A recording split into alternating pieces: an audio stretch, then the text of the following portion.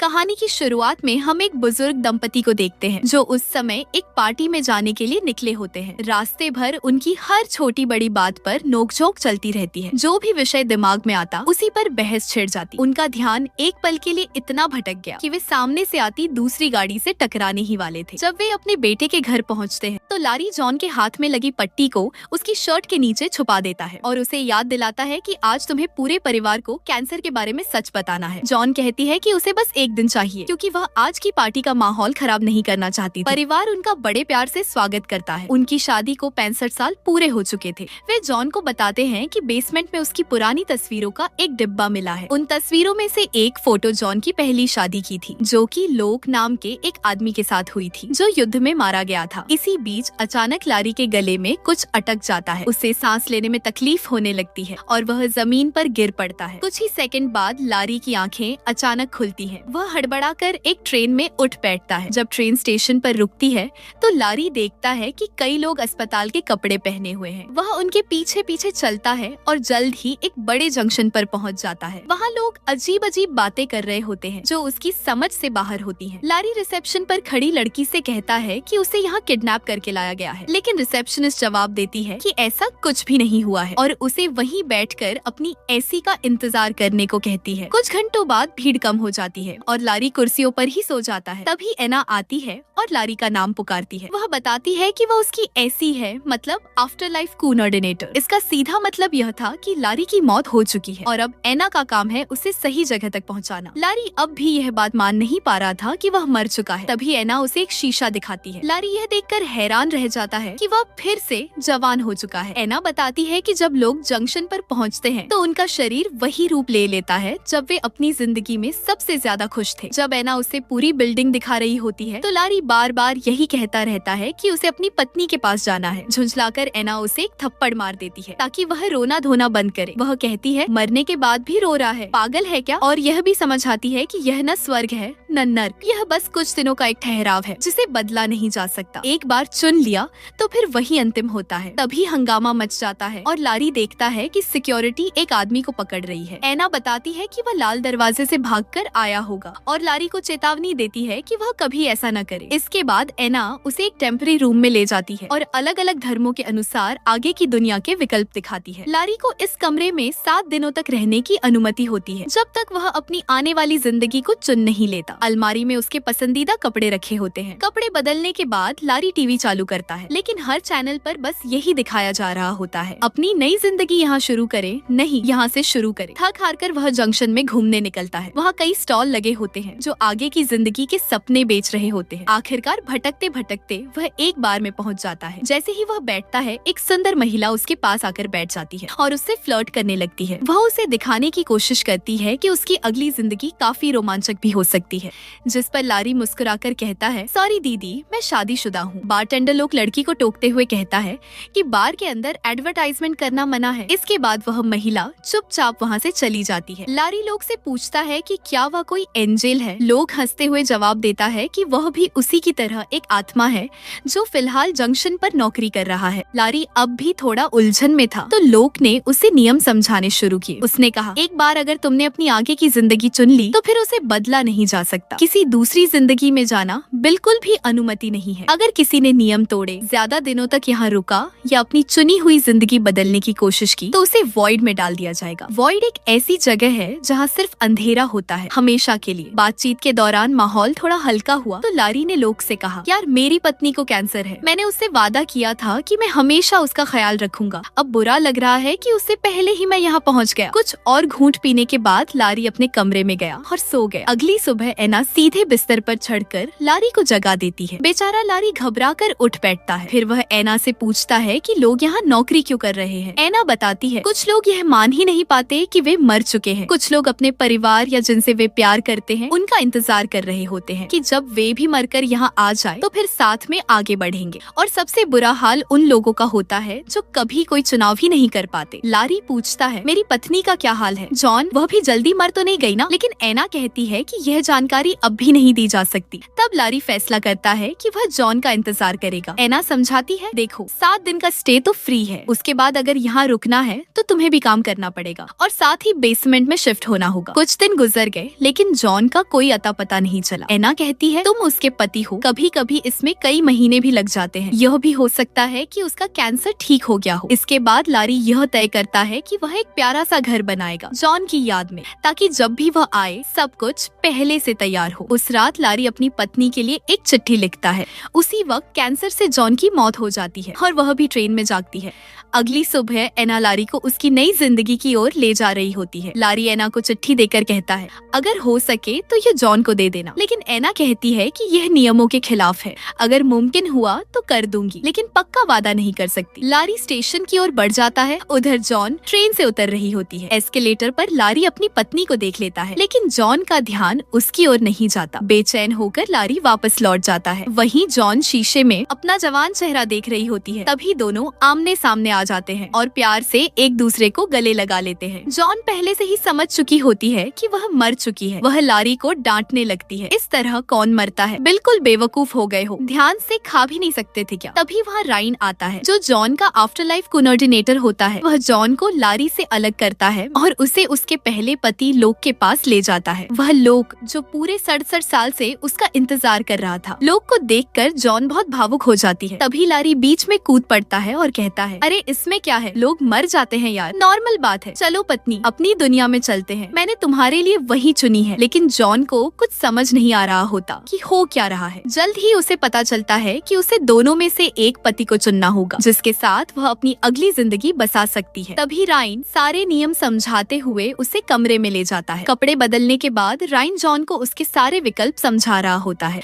उसी दौरान लोक वहाँ आ जाता है। डर के मारे यह सोचकर कि उसे किसी एक को चुनना ही होगा, जॉन दरवाजा बंद कर लेती है। राइना समझाता है लोक बहुत अच्छा इंसान है, वह पूरे 67 साल से तुम्हारा यहाँ इंतजार कर रहा है। उधर लारी एना के सामने अपना गुस्सा निकाल रहा होता है। तब एना बताती है राइन एंड मैं मतलब जॉन का ईसी, हम पहले रिलेशनशिप में थे, हमारी लड़ाई हो चुकी है, इसीलिए वह जानबूझकर तुम्हारे खिलाफ बोल रहा होगा। लेकिन लारी कहता है कि मेरी और जॉन की शादी को 65 साल हो चुके हैं, इतने साल तो वह लोग जिंदा भी नहीं रह पाया, हमने तो पूरी बची हुई जिंदगी एक दूसरे के साथ गुजारी है। उधर जॉन और लोग जंक्शन में टहलने निकलते हैं। दोनों को माहौल थोड़ा अजीब सा लग रहा होता है। अचानक दो गार्ड एक आदमी को पकड़ने के लिए दौड़ते हैं जो अपनी चुनी हुई जिंदगी से भाग रहा होता है। एक गार्ड लोग को हाय कहता है और तुरंत जॉन को पहचान लेता है। वह कहता है तो आखिरकार तुम भी यहाँ आ ही गई। यह सुनकर जॉन को अच्छा लगता है क्योंकि इसका साफ मतलब था कि लोग उसके बारे में बातें करता रहता है। गार्ड्स के जाने के बाद लोग जॉन को नियम समझाने लगता है और साथ ही अपने प्यार का इजहार भी कर देता है। वह कहता है मैं हर दिन तुम्हारे बारे में सोचता था। वह मीठी मीठी बातें करता रहता है और उसे किस करने की कोशिश करता है, लेकिन जॉन पीछे हट जाती है क्योंकि उसे यह सब अजीब लग रहा होता है। वह कहती है कि उसे सोचने के लिए थोड़ा समय चाहिए और फिर जल्दी से वहाँ से चली जाती है। कुछ ही मिनटों बाद लारी जॉन के कमरे में घुस आता है, हाथ में आगे की जिंदगी के कई विकल्प लिए हुए। जॉन घबरा जाती है और लारी पर चिल्लाने लगती है।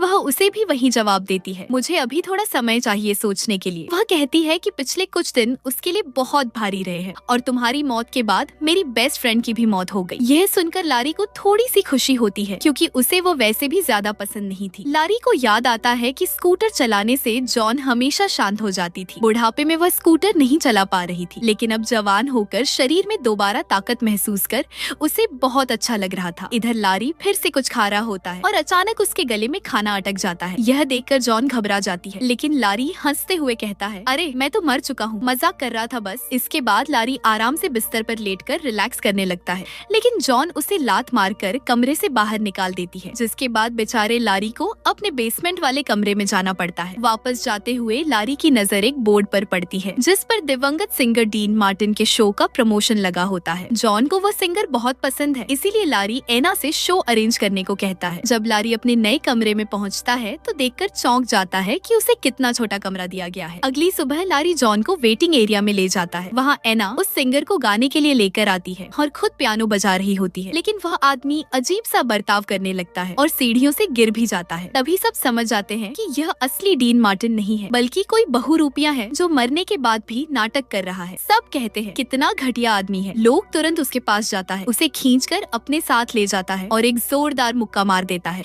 इसके बाद राइन की मदद से लोग जॉन को फूल देने की कोशिश करता है, लेकिन लारी फिर बीच में बोल पड़ता है ये चीटिंग है, तुम फूल वूल कैसे दे रहे हो, गिफ्ट तो मैं देने वाला था। दोनों आदमी फिर से से आपस में झगड़ने लगते हैं। अब जॉन को बहुत गुस्सा आ जाता है तो वह जोर से चिल्लाकर दोनों को चुप करा देती है। इसके बाद जॉन एना और रायन को अपने कमरे में ले जाती है और दोनों पर काफी देर तक अपना गुस्सा निकालती है। फिर चिल्लाकर कहती है, कोई तो रास्ता निकालो, मैं ऐसे फैसला कैसे करूं। कोऑर्डिनेटर्स नियम तोड़ने के लिए एक लंबी फोन कॉल करते हैं। कुछ देर बाद जॉन अपने दोनों पतियों को कमरे में बुलाती है। कोऑर्डिनेटर्स बताते हैं, तुम्हारा केस थोड़ा खास है, इसी वजह से हमें एक स्पेशल वीजा मिला है। जॉन को 2 बार चुनने की अनुमति दी जाएगी। एक बार वह लारी के साथ जाकर उसकी जिंदगी देख सकती है और एक बार लोक के साथ। इसके बाद उसे अंतिम फैसला करना ही होगा। यह सुनते ही दोनों आदमी फिर से झगड़ने लगते हैं। पहले कौन जाएगा, पहले कौन जाएगा, और देखते ही देखते उनके बीच हाथापाई शुरू हो जाती है। इसलिए जॉन फिर से आगे बढ़ने के लिए तैयार हो गई। उसने कहा कि पहले कौन जाएगा ये हम टॉस करके तय करेंगे। फिर से बहस शुरू हो गई, लेकिन इस बार रायन ने दोनों को शांत कराया। लारी ने सिक्का उछाला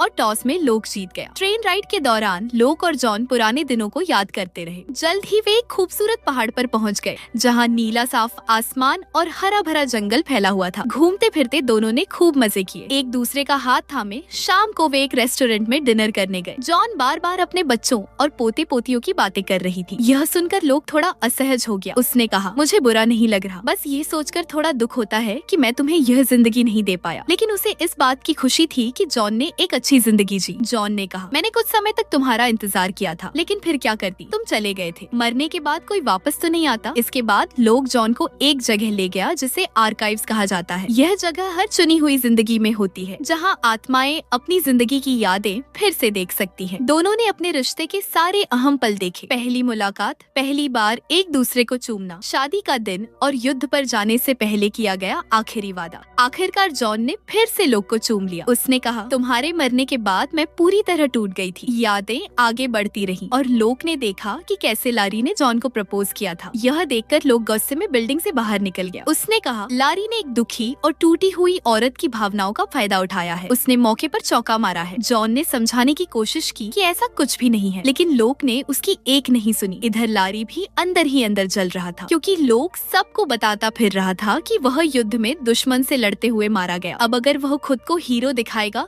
तो भला कोई कैसे टक्कर देगा। लारी को डर था कि कहीं जॉन उससे छिन न जाए। इस पर एना ने कहा, जॉन को याद दिलाओ कि वह तुमसे प्यार क्यों करती थी। लारी बोला, मुझे खुद भी नहीं पता कि वह मुझसे प्यार क्यों करती थी, लेकिन मैं एक इंसान को जानता हूँ जो शायद इसका जवाब दे सके। कुछ देर बाद लारी जॉन की बेस्ट फ्रेंड कैरन से मिला, जो अब काफी बूढ़ी दिख रही थी। कैरन ने बताया, मेरे जिंदगी के सबसे खुश दिन तब आए जब मेरे पति की मौत हो गई, क्योंकि उसी के बाद मैं खुलकर अपनी जिंदगी जी पाई। फिर कैरन ने कहा, सच बताऊं तो शुरुआत में तुम मुझे बिल्कुल पसंद नहीं थे, लेकिन धीरे धीरे तुम अच्छे लगने लगे। लारी ने कहा, मुझे इससे कोई फर्क नहीं पड़ता, बस यह बताओ कि जॉन मुझे क्यों पसंद करती है। कैरन ने जवाब दिया, मुझे क्या पता, लेकिन इतना जरूर कह सकती हूँ कि तुमने जॉन को हमेशा बहुत खुश रखा है। इसके बाद लारी लोग के कमरे में गया कोई राज ढूंढने के लिए। दीवारों पर निशान बने हुए थे जो दिखाते थे कि लोग अपनी मौत के बाद हर एक दिन गिन रहा था, और अपनी डायरी में वह जॉन की ड्राइंग्स बनाता रहता था। तभी लोग वहाँ आ गया और लारी पर चिल्लाने लगा, तुमने जॉन के साथ गलत किया है। जब वह दुखी थी तुमने मौके का फायदा उठाया। दोनों बेकार की लड़ाई में उलझ गए। इसी धक्का मुक्की में लारी की जेब से वह चिट्ठी गिर गई। अब लोग बोला, जिस जगह तुमने जॉन को प्रपोज किया था वह जगह मैं और जॉन अपनी खास जगह मानते थे। तुम्हारे जाने के बाद वह वहाँ खुद को अकेला महसूस करती और तुमने उसी कमजोरी का फायदा उठाकर उसे पटा लिया। अगले दिन लारी जॉन को एक दूसरी जिंदगी दिखाने समुद्र किनारे ले गया। वह जिंदगी काफी पॉपुलर थी, इसीलिए वहाँ बहुत भीड़ थी। दोनों बातें कर रहे थे और एक दूसरे को चुनने ही वाले थे कि तभी एक लड़के ने गेंद से लारी को मार दिया और माहौल खराब करने के लिए बोला, तुम्हें पता है मैं कैसे मरा था। थोड़ी देर बाद दोनों समुद्र में अपनी नाव लेकर चले गए। लारी ने जॉन से माफी मांगी कि तुम्हारी मौत के वक्त मैं तुम्हारे साथ नहीं था। साथ ही लारी ऐसी बातें कहने लगता है कि अगर हमारे बच्चे हमें साथ देखते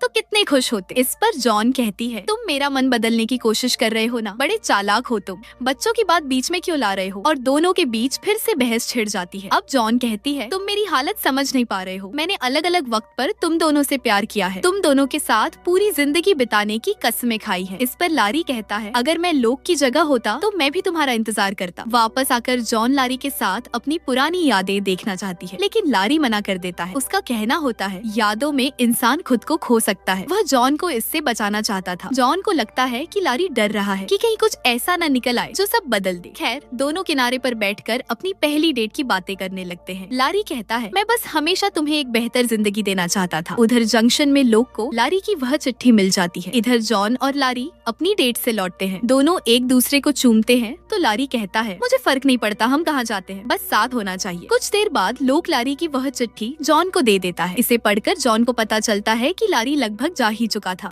बस जाते जाते उसने जॉन को देख लिया, इसीलिए रुक गया। इसके बाद उनके बीच एक और झगड़ा शुरू हो जाता है। जॉन लारी को सेल्फिश कहकर बुलाती है। इस पर लारी कहता है, तो मैं भी तो तुम्हारी सेकंड चॉइस था, और यह लोक, इसने भी तो कई आत्माओं के साथ गुलू गुलू किया है। इस पर लोक गुस्से में चिल्लाता है, 67 सालों में 2-4 आत्माओं से बात कर ली तो क्या हो गया, इंतजार तो मैं जॉन का ही कर रहा था, आखिर आत्माओं की भी कुछ जरूरतें होती हैं। अब दोनों कहने लगते हैं, एक बार किसी एक को चुन लो, लेकिन जॉन को अब भी और समय चाहिए था, इसलिए कोऑर्डिनेटर्स दोनों आत्माओं को वहाँ से ले जाते हैं। कुछ देर बाद कैरन जॉन के पास एक ड्रिंक लेकर आती है और तभी जॉन फूट फूट कर रोने लगती है। कैरन उसे संभालती है और उसका ध्यान हटाने के लिए उसे अलग अलग फन बोर्ड्स पर ले जाती है। शराब पीते हुए जॉन अपनी हालत बताती रहती है। तभी कैरन उसे याद दिलाती है, तुम मर चुकी हो, याद है शादी के बाद क्या वादा किया था कि मैं तुम्हारा साथ दूंगी जब तक मौत हमें अलग न कर दे। मौत ने अलग कर दिया, अब इतना सोचने की क्या जरूरत है, अपने हिसाब से अपनी जिंदगी जियो। उधर बार में लारी और लोग भी काफी ज्यादा पी चुके थे। 4-4 पैक के बाद उनके बीच भी एक बॉन्ड बनने लगता है। एक दूसरे की तारीफ करते हुए वे कहते हैं, वह लड़की हमारे लायक नहीं है भाई, हम दोनों बहुत बढ़िया इंसान हैं यार। अगली सुबह जॉन हैंगओवर में पड़ी होती है, लेकिन उसने अपना फैसला कर लिया था। उसने अपने दोनों पतियों को बुलाया और कहा, मैं बहुत खुशनसीब हूँ कि तुम दोनों के साथ जिंदगी जी पाई, लेकिन अब मैं एक को चुनकर दूसरे के लिए बुरी नहीं बन सकती, मुझे हमेशा गिल्ट रहेगा, इसीलिए मैं तुम दोनों को ही नहीं चुनूंगी। मैं अपनी जिंदगी जी रही हूँ, तुम अपनी जियो। इसके बाद जॉन तैयार होती है और फैसला करती है कि वह कैरन के साथ अपनी आगे की जिंदगी बिताएगी। दोनों दोस्त खूब मजे करेंगी। उधर लारी लोग से कहता है, तुम सही थे, मैंने उसी जगह प्रपोज किया था क्योंकि मैं चाहता था कि जॉन के दिमाग से तुम्हारी यादें मिट जाएं। शायद मैं मरा भी इसलिए क्योंकि मैंने तुम्हारी शादी की तस्वीर देख ली थी। इस पर लोग भी जवाब देता है, तुमने जॉन के साथ जो जिंदगी जी है उसे देखकर मुझे भी बहुत जलन होती है। तभी लारी को याद आता है कि यहाँ सबका शरीर वैसा ही दिखता है जैसा वे अपनी जिंदगी के सबसे खूबसूरत पल में दिखते थे। लोग वैसा दिखता है जब जॉन ने उससे शादी के लिए हाँ कहा था। लारी वैसा दिखता है जब जॉन उसके दूसरे बच्चे के साथ प्रेग्नेंट थी। यह सोचते ही लारी को अचानक सब समझ आ जाता है। वह दौड़कर जॉन के पास जाता है। स्टेशन पर लारी जॉन को ट्रेन में ढूंढ लेता है और उससे कहता है, एक आखिरी बार बात करने के लिए नीचे आ जाओ। उसने कहा कि तुम्हारे बाल अब लंबे हो गए हैं, जब हमारी शादी हुई थी तब तुम्हारे बाल छोटे थे। इसका मतलब यही है कि जब तुम लोग के साथ थी वही तुम्हारी जिंदगी के सबसे खूबसूरत पल थे, उसे ही चुन लो, तभी तुम हमेशा खुश रह पाओगी। पहले तो जॉन ने मना किया, लेकिन लारी ने कहा कि यही सही फैसला है। दोनों रोते हुए एक दूसरे को आखिरी बार गले लगे। कुछ समय बाद लोक और जॉन अपनी आगे की जिंदगी के लिए ट्रेन में सवार हो गए। लारी जंक्शन पर भटकता रहा क्योंकि उसे समझ नहीं आ रहा था कि अब उसे जाना कहाँ है। तभी उसकी नजर एना और राइन पर पड़ी जो दोबारा साथ लौट आए थे और यह देखकर उसे उनके लिए खुशी महसूस हुई। इधर लोक और जॉन ने अपनी नई जिंदगी की शुरुआत कर दी। वे दोनों साथ साथ खुशी से रहने लगे, लेकिन समय के साथ जॉन के मन में शक पैदा होने लगा। वह अपनी पुरानी यादों को देखने गई और लारी से पहली मुलाकात वाली मेमोरी उसके सामने आ गई। अगले कुछ दिनों तक लोग जॉन को अलग अलग एक्टिविटीज पर ले जाता रहा, लेकिन जॉन को कुछ भी अच्छा नहीं लग रहा था। हर रात वह आर्काइव्स में जाकर लारी के साथ बिताई अपनी जिंदगी को देखती रहती। क्लर्क ने उससे कहा कि इतना ज्यादा यादों में जीना ठीक नहीं होता, आगे बढ़ना जरूरी है। एक रात लोक ने कहा, देखो हमारी जिंदगी कितनी परफेक्ट है, लेकिन जॉन के पास कोई जवाब नहीं था। अगली सुबह लोक फिर से किसी हाइक पर जाना चाहता था, लेकिन अब जॉन पूरी तरह टूट चुकी थी। उसने कहा कि लोक को चुनकर उसने गलती की है। यह सुनकर लोक गुस्से में आ गया और चिल्लाने लगा। जॉन ने समझाते हुए कहा कि वह उसके साथ सबसे ज्यादा खुश थी क्योंकि वह जवानी का प्यार था। ना घर के किराए की टेंशन थी, ना नौकरी की, ना बच्चों की जिम्मेदारी। लेकिन प्यार सिर्फ अच्छे पलों का नाम नहीं होता, उसमें अच्छी और बुरी हर तरह की यादें शामिल होती हैं। उसने कहा, तुम 60-70 साल पहले वाली जॉन से प्यार करते हो, लेकिन मैं अब बदल चुकी हूँ। जॉन ने फैसला कर लिया कि वह वापस जाने की कोशिश करेगी, चाहे पकड़ी ही क्यों न जाए। वह रोते हुए बोली, मैं तुमसे प्यार करती थी, लेकिन अब मैं लारी से प्यार करती हूँ। कुछ घंटे बाद जॉन भागने का प्लान बनाते हुए चाकू से दरवाजा खोलने की प्रैक्टिस कर रही थी। तभी लोक वापस आया और बोला, मैं तुम्हारी मदद करूंगा। दोनों आर्काइव्स में गए, वहीं पर वह लाल दरवाजा मौजूद था। अब लोक क्लर्क के सामने दुखी होने का नाटक करने लगा। भाई मेरी जिंदगी बर्बाद हो गई है यार, मैं बहुत परेशान हूँ। जैसे ही गार्ड का ध्यान भटका, जॉन चुपके से अंदर चली गई। लोग भी एक नॉर्मल क्लाइंट बनकर अंदर दाखिल हो गया। दोनों ने अपनी शादी की यादें देखी और आखिरी बार एक दूसरे को अलविदा कहा। जॉन अपनी यादों के पीछे जाती हुई लाल दरवाजे में घुस गई। वह दरवाजा उसे उसके बचपन की यादों वाले कॉरिडोर में ले गया। अलार्म बजने लगा और गार्ड्स वहाँ वहाँ पहुँच गए। जॉन तेजी से भागते हुए लोग की मौत वाली मेमोरी के दरवाजे में घुस गई। वॉशिंग मशीन के दरवाजे ने उसे लारी के साथ झगड़े वाली मेमोरी में गिरा दिया। गार्ड्स करीब आ रहे थे तो जॉन ने दरवाजे को कुर्सी से ब्लॉक कर दिया और जल्दी जल्दी ऊपर की ओर भागी, जहाँ उसने अपना पुराना वर्जन देखा। बुजुर्ग जॉन मरते हुए भी लारी का ही नाम ले रही थी। उधर हमारी जॉन बिस्तर के नीचे छिपने की कोशिश करने लगी। गार्ड्स उसके पीछे थे, लेकिन जॉन रेंगते हुए ट्रेन ट्रैक्स तक पहुंच गए। टनल से गुजरते हुए वह वापस जंक्शन पर आ गई। रिसेप्शन पर वह लारी के बारे में पूछ रही थी, लेकिन उसी वक्त उसका वांटेड नोटिस आ गया और इसके बाद उसे एक बार फिर भागना पड़ा। उसी इलाके में उसकी टक्कर राइन और एना से हो गई। उन्होंने उसे छिपा लिया और गार्ड्स को गलत दिशा में भेज दिया। जॉन ने पूछा कि लारी की आगे की जिंदगी कहाँ है और कोऑर्डिनेटर्स ने जो जवाब दिया उसे सुनकर वह हैरान रह गई। लारी को तो जॉन के बिना कोई जिंदगी चाहिए ही नहीं थी। यह सुनते ही वह भागते हुए सीधे लारी के पास पहुंची, जो वहाँ बारटेंडर का काम कर रहा था। दोनों ने एक एक पैग लगाया और उसके बाद जॉन ने लारी से कहा, तुम मेरे साथ चलो, लेकिन पहले ही बता देती हूँ मैं नियम तोड़कर यहाँ आई हूँ, मेरे साथ फंस भी सकते हो। लेकिन लारी ने बिना सोचे समझे हाँ कह दी। कुछ पलों बाद दोनों ने मिलकर एक ऐसी जिंदगी चुन ली जो बिल्कुल उनके शादी वाले घर जैसी थी, वही मोहल्ला जहाँ उन्होंने अपनी पूरी जिंदगी बिताई थी। वीडियो पसंद आए तो लाइक जरूर करना, चैनल को सब्सक्राइब कर लेना। मिलते हैं अगली वीडियो में।